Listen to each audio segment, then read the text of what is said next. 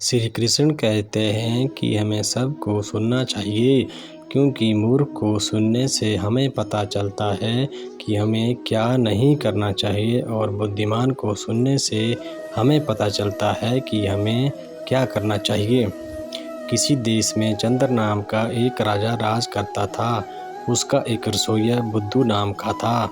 उसके महल में भेड़ें और साथ में बंदर रहते थे, और साथ में घोड़ों का तबेला भी था। भेड़ के बच्चे जब रसोई में घुसकर भोजन को जूठा करते तो बुद्धू उन्हें खूब मारता था। बंदरों की इस टुकड़ी से राजा चंद्र के बच्चे खूब खेलते थे। बंदरों के सरदार ने एक दिन सोचा कि इस रसोई और भेड़ों का झगड़ा एक दिन उसके विनाश का कारण बन सकता है, क्योंकि बुद्धू उन भेड़ों को खूब मारता है। यदि किसी दिन रसोई ने जलती लकड़ी से भेड़ों को मारा तो उनमें आग लग जाएगी, और जिससे साथ में घोड़ों की घास को भी आग लगेगी, जिससे चारों ओर आग फैलेगी। इससे घोड़े भी जलेंगे, क्योंकि राजवैद्य ने कहा है कि बंदर की चर्बी से घोड़ों के घाव अच्छे होते हैं, इसलिए हमारा विनाश होगा। और बड़ों ने भी कहा है, ऐसे अवसर पर उस स्थान को छोड़ ही देना चाहिए जिसमें जान का खतरा हो। बंदर सरदार की बात सुनकर दूसरे बंदरों ने हंसते हुए कहा कि आप तो बूढ़े हो गए हैं, जिस कारण आपकी बुद्धि भ्रष्ट हो चुकी है, तभी तो आप ऐसी बातें करते हैं। और कहा भी है, बुढ़ापे में मुंह दांतों से खाली हो जाता है और लार टपकती है। बालकों और बूढ़ों की बुद्धि काम नहीं करती।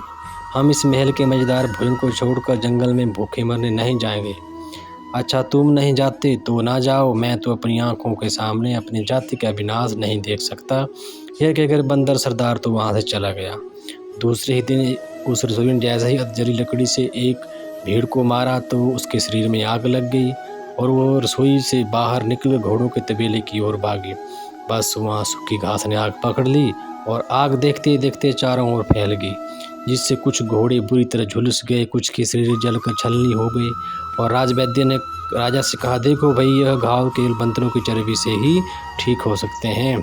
राजा ने उसी समय सब बंदरों को मारने के आदेश दे दिए। बस फिर क्या था, कुछ ही क्षणों में सारे के सारे बंदर मार दिए गए। बानर सरदार को जैसे ही अपने परिवार के सर्वनाश की खबर मिली, उसे बहुत दुख हुआ। वह उसका बदला लेने के लिए चल पड़ा। वो सोच रहा था कि मैं अकेला हूँ, राजा सेना का स्वामी और शक्तिशाली है, आखिर मैं इससे बदला कैसे लूँ। ये सोचता वो एक पुराने तालाब पर पहुँचा। तालाब पर पानी पीने पहुँचा। वहाँ पर उसने देखा कि सभी जानवरों के पैरों के निशान तालाब की ओर जाने के थे, मगर वापिस आने के नहीं है। फिर उसने बांस जैसी लकड़ी ली और दूर से ही पानी पीने लगा। तभी तालाब से एक राक्षस निकला। उसके गलों में एक सुंदर मोतियों का हार था। राक्षस ने कहा कि मैं तुम्हारी बुद्धिमत्ता से प्रसन्न होगा, तुम्हें मांगो क्या चाहिए। बंदर ने अपने कुल के विनाश की बात सुनाई और कहा कि मैं राजा से बदला लेना चाहता हूँ।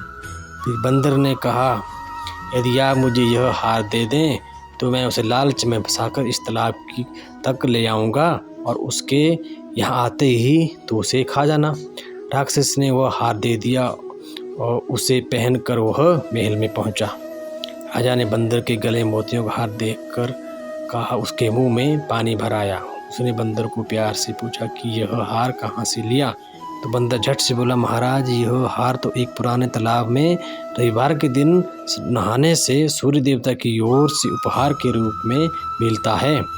राजा खुश होकर बोला, हे बंदर, तू मुझे और मेरे सारे परिवार को उस तालाब पर ले चल, ताकि हम बहुत से हार ले आएं। चलिए महाराज, चलिए।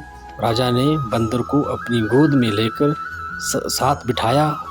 वह प्यार से उसकी पीठ पर हाथ फेरता रहा। जैसे ही वह सब लोग उस तालाब पर पहुँचे तो बंदर ने कहा, महाराज, आप इन सब को नहाने के लिए भेज दो, फिर यही लोग आपके लिए मोतियों के हार ले आएंगे। राजा स्वयं बाहर बैठ गया। उसका सारा परिवार तालाब में नहाने के लिए उतरा। राक्षस पहले से ही उनकी प्रतीक्षा कर रहा था, बस उन सबको पल भर में चट कर गया। राजा ने देखा कि अभी तक उसके सभी लोग तालाब से नहीं निकले, न ही मोतियों के हार मिले हैं।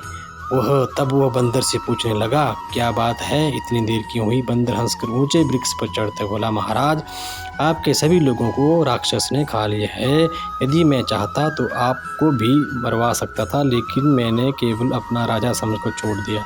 आपने मेरे परिवार को मारा था, आज मैंने उसका बदला पूरा चुका लिया है।